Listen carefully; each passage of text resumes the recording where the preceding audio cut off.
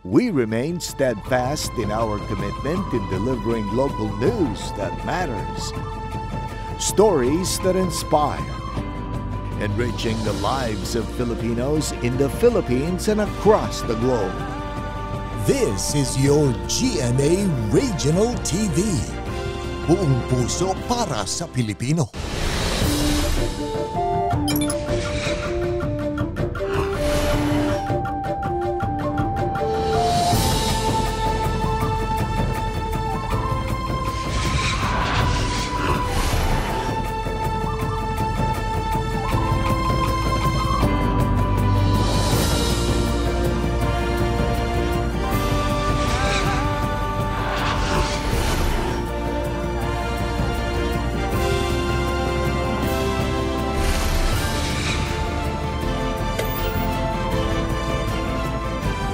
Ito ang GMA Regional TV, Balitang Southern Tagalog. Magandang hapon mga kapuso. Narito na ang Balitang Southern Tagalog. Hatid namin ang mga pinakamalaki at pinakahuling balita sa Timog Katagalugan. Live mula rito sa GMA Batangas Station, ako po si Ace Medrano. Ako naman po si Ivy Saunar Gasang.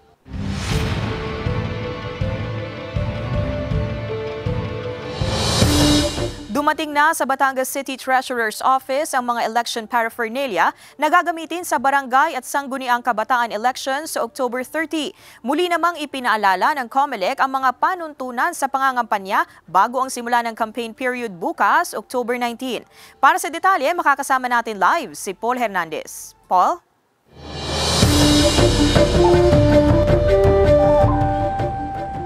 Ivy, bago pa man yung simula ng araw ng kampanyahan bukas ay mariin ang tagubilin ng Commission on Elections o COMELEC sa mga kakandidato.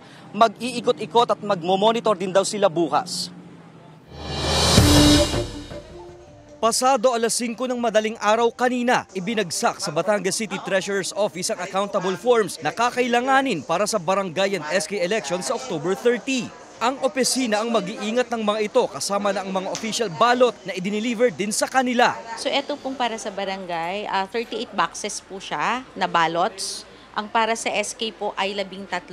Tapos ito po yung para sa Board of Election Inspectors. 7 po siya para sa barangay and 4 po para sa SK. Sa kwartong ito, nakatago yung mga gagamitin sa barangay and SK elections. Dumating ang mga ito mas maaga sa inaasahan ng City Treasurer's Office. Sa October 26, nakatakdang dalhin ang mga ito sa Batangas City Sports Coliseum. Hiniling na rin daw kasi ng COMELEC Batangas City na mapabilis ang distribution sa kanila para hindi magahol sa oras, lalo at may 105 barangay sa lungsod. Magkakaroon kami ng sapat na oras para ma-check kung kumpleto yung dumating at may oras pa po kami na mag-request kung ano pa po yung kulang.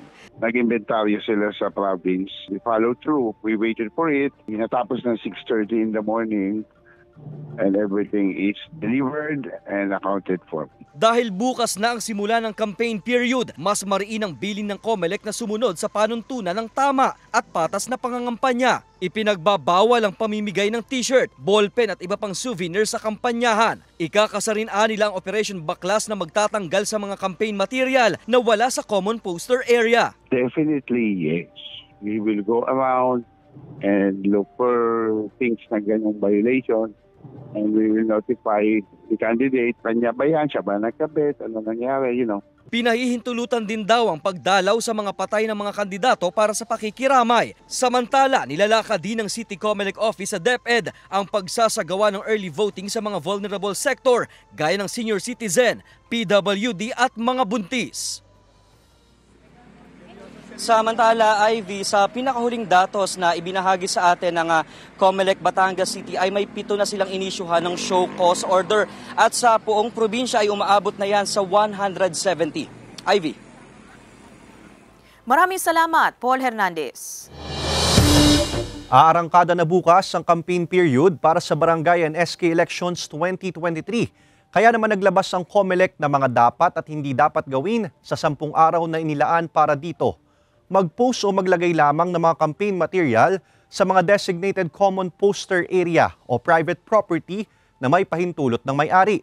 Gumamit ng recyclable at environment-friendly materials sa paggawa ng election propaganda. Pwede ang online campaigning pero dapat sundin ang mga alituntunin sa pagsasagawa nito. ₱5 lang bawat rehistradong botante sa barangay ang limitasyon sa gastusin ng kandidato. Dapat magsumite ng Statements of Contributions and Expenditures o SOSE on or before November 30, 2023. Ipinagbabawal ang pamimigay, pag-aalok o pangangako ng pera o anumang bagay na may halaga, paggastos, direkta man o hindi, para sa sinumang tao para hikayatin ang sinuman na bumoto sa kanila o laban sa isang kandidato. Patay ang 54 anyos na lalaki matapos pagbabarilin sa loob ng kanyang bahay sa Lipa City. Arestado naman ng pulisya ang 4 na suspect sa pamamaril na nahaharap ngayon sa kasong murder. Tutukan yan sa report ni Denise Abante.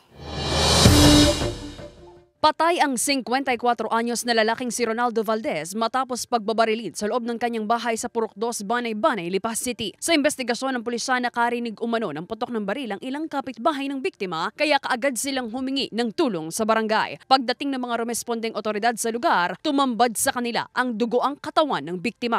Mag-isa lang po siya sa bahay nung nangyari na yun dahil tumitra yung kanyang asawa sa side ng kamag-anak ng asawa. Pagpunta namin dun sa area, mayroong 3 tama ng baril doon sa pintuan, yung parang screen. 3 tama ng bala ng kalibre 45 na baril ang tinamo ng biktima. Bakas din sa crime scene ang paggapang ng biktima patungong kusina upang magtago. Dead on arrival si Valdez sa ospital.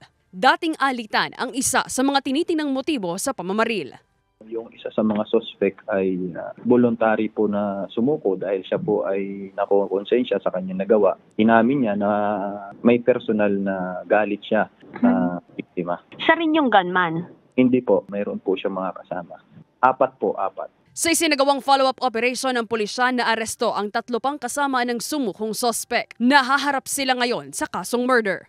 Isolated case naman po itong pangyayari dahil ito po ay personal na galit kaya po nagawa nitong suspect para isagawa itong krimen. Kami po ay laging humihingi ng tulong sa ating mga mamamayan na laging makipagtulungan sa ating kapulisan dito sa Lipa Police Station upang maiwasan ang mga ganitong krimen. Sinusubukan pang mahinga ng pahayag ng GMA Regional TV Balitang Southern Tagalog ang kaanak ng nasawing biktima at mga suspect. Denise Abante, Balitang Southern Tagalog. Sugatan ng isang sundalo ng 59th Infantry Battalion ng Philippine Army sa engkwentro sa pagitan ng militar at umano'y miyembro ng rebeldeng grupo sa Lobo, Batangas. Ang detalye sa report ni Paul Hernandez. Nagsasagawa ng focused military operation ng 59th Infantry Battalion ng Philippine Army sa Barangay Bignay sa Lobo, Batangas nang mabiktima ng improvised explosive device o IED ang isa sa sundalo ng grupo. Sugat sa ulo ang tinamo ni Private Artemio Avila. Ayon kay Colonel Dennis Kanya ng Southern Luzon Command o SOLCOM, tinutuntun umano ng hanay nila ang grupo ni Ka-Arya na naka-engkwentro rin ng 59th IB nitong mga nakaraang linggo. Dating leader ng mga maralita sa tabing village nung araw sa 10 years ago or less than 10 years ago. Ngayon pinapabalik-balik siya ng Central Committee from MRGU sa Mindoro and then ngayon naman siya nasa Batangas. Nasa perimeter defense umano ng NPA temporary camp ang IED. Agad ding dinala sa ospital ang nasugatang sundalo. Sa impormasyon, humigit kumulang 10 miyembro ang nakaengkwentro ng Philippine Army. Patuloy ang panawagan ng kasundaluhan sa mga makakaliwang grupo na magbalik loob na at sumuko na sa pamahalaan. Tinitiyak ng Philippine Army na may programang naghihintay para sa kanila. Upang sama-sama nating tugunan ang paghihirap ng ating mga kababayan dyan, magkaroon na tayo ng totoong kapayapaan at kaunlaran doon sa lugar. Samantala, nasa stable na raw na kondisyon ng sundalo na nagpapagaling pa rin ngayon sa ospital. Paul Hernandez, Balitang Southern Tagalog. Sinimula na ang pagdevelop sa mga nakatenggang subdivided lots sa Barangay Dumuklay sa Batangas City. Umaasa naman ang mga residenteng magtutuloy-tuloy na ang pagdevelop sa mga binili nilang lote. Sundan sa follow-up report ni Denise Abante. Nakatiwangwang na tila isang bakanteng lote lang. Ganyan ang itsura ng loteng ito na dapat sana'y isang fully developed subdivided lot na idinulog ng mga nagrereklamong lot owner sa GMA Regional TV Balitang Southern Tagalog 2 linggo na ang nakakaraan. 3 taon na raw ang nakalipas simula nang makabili sila ng lote rito pero tanging drainage system lang ang nagagawa rito. Nauna nang sinabi ng marketing manager na ang pagkakaantala ng konstruksyon at pagde-develop ng lote ay ang mga prosesong kinakailangang unahin gaya ng pagpapasa ng ilang dokumento sa DENR para sa pagpuputol ng mga puno. Muling pinuntahan ng GMA Regional TV Balitang Southern Tagalog itong subdivided lot na halos 3 taon na raw nakatiwangwang ayon sa ilang mga lot owners na nakabili ng lote sa lugar. At ngayong araw, October 18, ayon sa marketing manager ng subdivided lot, sinisimula na ang pagpapatag at pagde-develop sa lugar. Tinanong ko na rin po ang developer kung kailan po yung completing ng construction. Bali po yun ma'am ay hanggang 6 months po ang binigay nilang palugit. Meron na po naman yan ng mga drainage na nila na gawin. Itutuloy na lang po nila kung ano papangan sa completion ng development. Umaasa naman ang ilang lot owners na hindi na mauudlot pa ang konstruksyon at pagde-develop sa subdivided lot. Ito naman po ay paulit-ulit lamang nangyayari. Kung babalikan natin yung mga nagdaan noon, mayroong silang gagawin pero titigil, may gagawin titigil. Halos pareho lang, hindi siya bago para sa amin. Ituloy-tuloy nila yung development at sana matapos na. Itutuloy pa rin po namin yung planong refund dahil yun naman po ay mayroong black and white na may permanent. Kasama din po doon yung kapitan ng dito sa Dumuklay na ang sabi po ay ibibigay nila ng July 31. Muling tumawag at nagpadala ng mensahe ang GMA Regional TV Balitang Southern Tagalog sa itinuturong developer ngunit wala pa rin silang tugon. Sa eksklusibong panayam ng news team sa kinatawan ng Batangas City LGU, sinabi nitong gumagawa na sila ng paraan upang matigil na ang umano'y iligal na pagbebenta ng subdivided lots sa lungsod. Kami sa Sanggunian ay nagkaisa upang tigilan sila at isyuhan ng cease and desist order. At ang ating city legal ang siyang papadalhan nila ito ng mga enforcer, lahat ng mga developer, para ihinto sa ngayon yung aktibidades nila at nang iayos naman nila. Bukas ang tanggapan ng GMA Regional TV Balitang Southern Tagalog sa developer at mga ahente ng subdivided lot sa Barangay Dumuklay, Batangas City para sa kanilang pahayag. Kasama si Kel Ravaca, Denise Abante, Balitang Southern Tagalog. Good news mga kapuso, sa mga naghahanap ng trabaho, naghahanap ang Kapuso Network ng Master Control and VTR Automation Engineer, TV Transmitter Technician, Electromechanical Engineer, Satellite Systems Engineer, Junior Media Asset Management System Support Engineer at iba pa na makikita sa inyong TV screen. Para sa kompletong detalye at sa mga nais mag-apply, bisitahin ang careers.gmanetwork.com.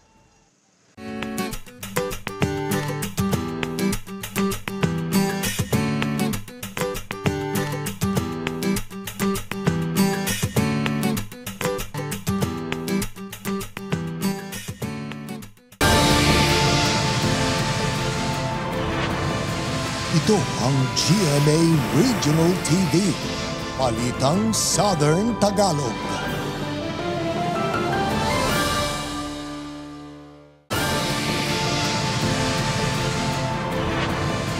Ito ang GMA Regional TV, Balitang Southern Tagalog. Namataan sa isang mall sa Batangas ang beauty queen at guro na si Catherine Camilon ilang oras bago umano ito tuluyang hindi makontak ng kanyang kaanak. Patuloy naman ang sinasagawang investigasyon ng pulisya sa pagkawala ng beauty queen. Ang detalye sa report ni Denise Abante. 6 na araw ng pinaghahanap ng pamilya at pulisya ang 26 anyos na beauty queen at public school teacher na si Catherine Camilon na residente ng Tuwi, Batangas. Sa naging panayam ng GMA Regional TV Balitang Southern Tagalog sa ina ni Catherine, Huwebes ng gabi nang huling makausap siya ng kanyang pamilya at Biyernes ng umaga, hindi na raw siya makontak at nakapatay din umano ang kanyang cellphone. Humingi na rin ng tulong ang pamilya sa pulisya para sa agarang paghahanap sa dalaga. Patuloy pa rin ang isinasagawang backtracking at follow-up investigation patungkol sa insidente. Hanggang ngayon, negative. Nag-appeal din kami sa taong bayan if there is some information na pwede ibigay sa amin para mabilis ang pag-usad. Sa ipinadalang CCTV footage ng Tuwi Police Station, makikitang mag-isang naglalakad si Catherine Camilon sa isang mall sa Lemery, Batangas pasado alas 7 ng gabi noong Huwebes. Pero ayon sa pulisya, nangyari daw ito bago magpadala ng mensahe si Catherine sa kanyang ina na nasa isang gasolinahan ito sa bayan ng Bawan, Batangas. Paglabas yun from that mall, but the last text is sa Bawan siya magpunta. Negative tayo sa mga CCTVs doon. Pati yung sasakyan na ginagamit niya ay kinukuha natin ng info. Hindi kasi siya ang first hand ng sasakyan. Kung kanino niya ito binili, hinahanap din yun kung saan. Kaso negative pa kasi lahat daw ng papeles ay na kay Catherine. Umaasa naman ang pamilya ni Catherine na ligtas nilang makikita ang kaanak. Ayon sa ina ni Catherine, hindi na rin nasipot ng anak ang dapat sanay katatagpuin ito sa Batangas City.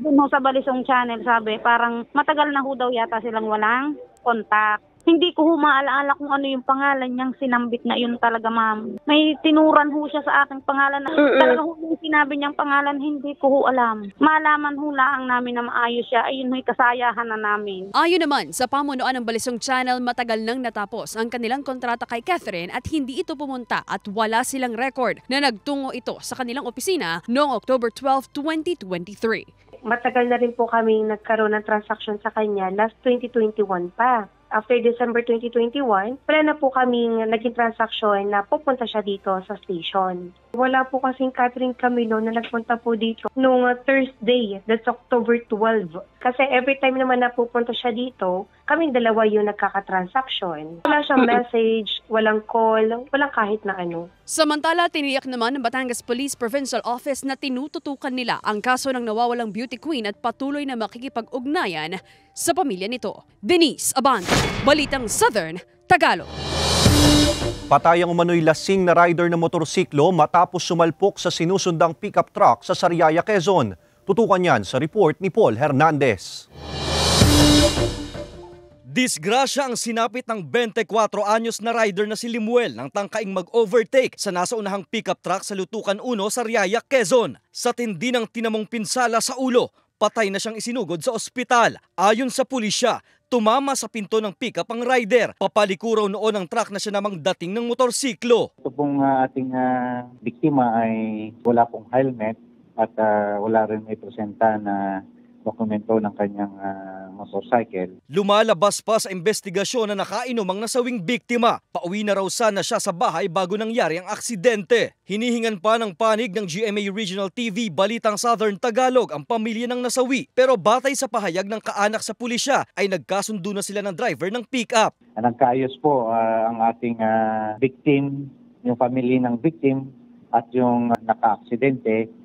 Gawa po ng hindi malayo pong magkakamag-anak din sila. Mariin pa rin ang tagubili ng mga otoridad sa mga motoristang iwasan ang pagmamaneho ng anumang uri ng sasakyan kapag nakakainom para maiwasan ang aksidente.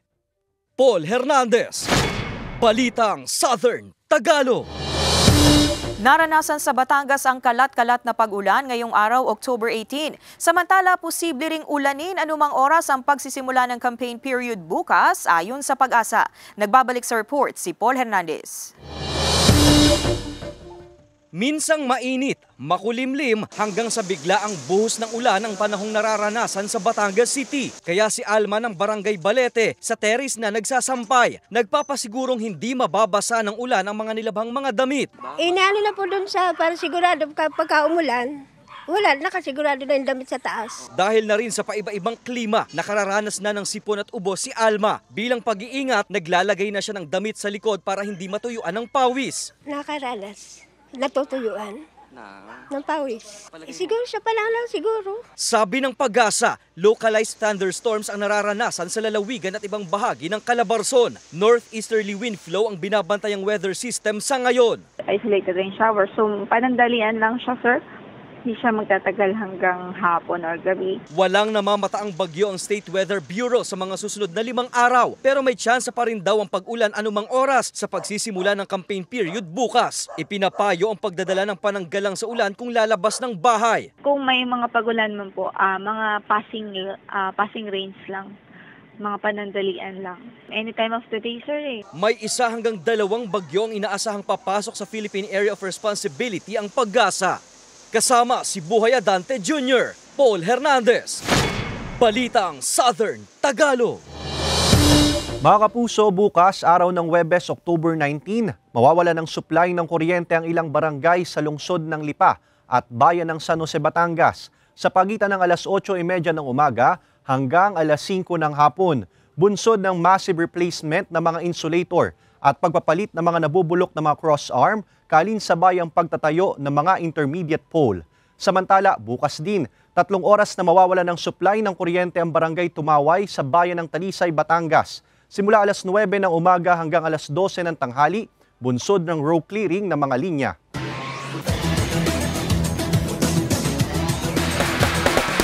Nalusutan ng GRU Heavy Bombers ang LPU Pirates sa double overtime na nagtapos sa score na 88-87. Alamin sa report. Napigilan ng GRU Heavy Bombers ang comeback ng LPU Pirates matapos nila itong pataubin sa kanilang naging mainit na harapan kahapon. Umabot ang laro sa double overtime at nagtapos sa score na 88-87. Hindi nagkakalayo ang puntos ng dalawang koponan sa unang 3 quarter ng laro dahil sa magandang depensa ng parehong grupo. Ngunit sa pagpasok ng 4th quarter, nagsimula ng makalamang ang GRU Heavy Bombers. Nahabol ito ng LPU Pirates at naging tabla ang puntos dahilan para magkaroon ng overtime game. Sa extra period, naging madikit pa rin ang laban dahilan para magkaroon muli ng ikalawang extra period. Siniguro naman ng GRU Heavy Bombers na kanila na ang pagkapanalo. Samantala, nakuha ng Mapua Cardinals ang pagkapanalo laban sa Arellano Chiefs sa score na 79-65. Hawak ng Mapua Cardinals ang kalamangan ng puntos sa first half ng laro na aabot sa 13 points. Di naman nagkaroon ng tsansa ang Arellano Chiefs na makalapit ang puntos at tuluyang nakuha ng Cardinals ang pagkapanalo. Ivy Saunargasang, Balitang Southern Tagalog. Mga kapuso, maging bahagi ng nangungunang TV and radio network sa bansa. Naghahanap ang Kapuso Network ng mga sumusunod: News Production Specialist, News Program Specialist, Junior Desk Editor, News Assistant Video Journalist, DNG Specialist, Moving Image Editor, Video Graphics Artist, Senior Editor, Social Media Specialist, Content Producer at iba pang posisyon na makikita sa inyong TV screen. Para sa kumpletong detalye at sa mga nais mag-apply, bisitahin ang careers.gmanetwork.com.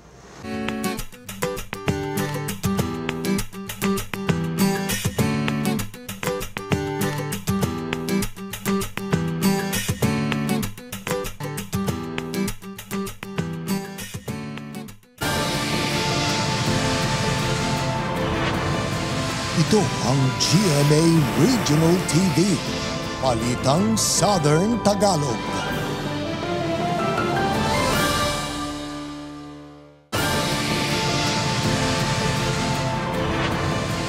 Ito ang GMA Regional TV, Balitang Southern Tagalog.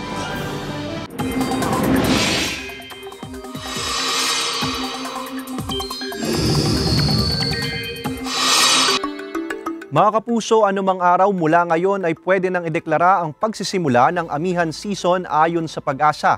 Halos tuloy-tuloy na kasi ang pag-ihip ng northeasterly surface wind flow, partikular sa northern Luzon. Pero kahit walang namamataang cloud cluster o namumuong kaulapan, maging handa pa rin dahil posible ang pagulan dulot naman ng thunderstorms. Kalat-kalat na pagulan ang aasahan sa Quezon Province, Marinduque, Palawan at ilang bahagi ng Mindoro Provinces ngayong gabi. May pagulan din sa iba pang bahagi ng bansa, kaya maging handa mga kapuso. Sugatan ng 31 anyos na babae matapos suntukin ng lasing na pinsan ng kanyang kinakasama sa Rosario, Batangas. Samantala, patay ng saksakin ng umano'y nakainuman ng isang lalaki sa San Jose, Batangas. Sugatan din ang lalaking umawat lamang sa pananaksak. Tutukan yan sa report ni Denise Abante. Namamaga ang kaliwang bahagi ng mukha ng 31 anyos na babaeng kinilalang si Nathalie Perez, residente ng Barangay Poblacion East, Taysan, Batangas matapos umanong suntukin ng isang lalaking lasing. Sa investigasyon, nakikipag-usap lamang daw ang biktima sa kanyang kaanak sa labas ng bahay nito sa Barangay Tulos, Rosario, Batangas. Sakto umano ang pagdaan ng lasing na suspect at bigla silang nilapitan. Ayon sa ating biktima, nagtatawanan sila. Taban po itong suspect na lasing. Akala po ata ng suspect ay nagtatawanan siya ng mga grupo na yon. Napag-alaman ng pulisya na ang suspect ay pinsang buo ng kinakasama ng biktima. Mabilis umanong tumakas ang suspect papunta sa kabundukang bahagi ng kaparehong barangay. Kasalukuyan namang nagpapagaling pa ang biktima. Pagdating po sa mga kasiyahan, anumang okasyon, sabi nga nila mag-iwan po tayo ng pang-uwi sa ating bahay para hindi na po tayo nayakarisila sa ibang tao. Sinusubukan pa ng GMA Regional TV Balitang Southern Tagalog na makuhanan ng pahayag ang biktima at kaanak ng suspect.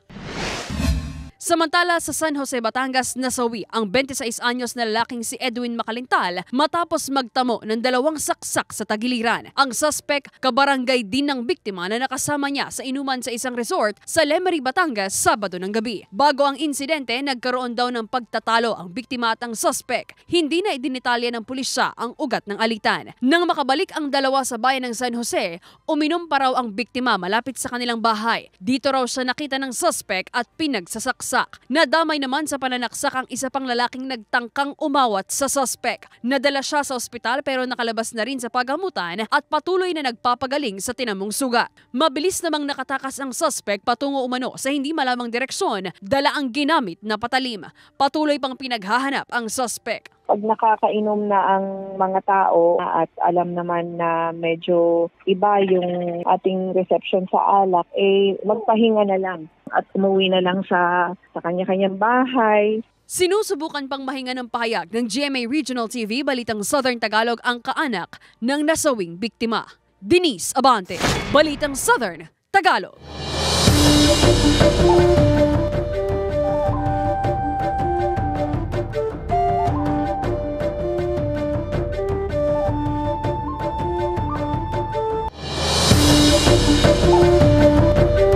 Mapapanood na ang 5 breakups and a romance at 200 cinemas nationwide. Samantala, ibinahagi ni Dominic Roque ang ilang sweet photos nila ni Bea Alonzo kasabay ng pagdiriwang nito sa kanyang kaarawan. Silipin niya sa report ni Hazel Alviar. Star-studded ang premiere night kagabi ng 5 breakups and a romance. Ilang kapuso at kapamilya stars ang naispatang dumalo rito bilang pagpapakita ng kanilang suporta sa pelikulang pinagbibidahan ni Alden Richards at Julia Montes. Nagsimula ng mapanood sa mga sinehan nationwide ang nasabing pelikula ngayong araw. Kasabay naman ng pagdiriwang ng Love Before Sunrise star na si Bea Alonzo sa kanyang 36th birthday kahapon. Ilang sweet photos nila ang ibinahagi sa social media ng kanyang fiancé na si Dominic Roque. Ilang celebrities at netizens din ang nagpaabot ng kanilang pagbati sa aktres. Samantala, unti-unti nang napapalapit ang loob ni Carding at Monique sa isa't isa. Pero kasabay pa rin ito ang banta sa buhay ni Monique at tila masusundan sila ng grupo ni Alex. Mapoprotektahan kaya sila ni Madam Claudette. Ang mga eksenang yan abangan sa Maging Sino Ka Man pagkatapos ng 24 oras. Hazel Alviar, Balitang Southern Tagalog. Mga kapuso, matuto kung paano ang tamang pagtatanim, pagpaparami at pangangalaga ng kawayan. Magkakaroon ng bamboo training seminar na gaganapin sa October 21, Sabado, alas 8 ng umaga hanggang alas 5 ng hapon sa Sitio Tanza 2, Barangay San Jose, Antipolo City. Ituturo din dito kung paano kumita sa mga tanim na kawayan, ang kahalagahan nito sa kalikasan at kung paano ito nagagamit sa landscaping. Para sa iba pang mga detalye at sa mga nais sumali, maaaring tumawag o mag-email sa numero at email address na makikita sa inyong TV screen.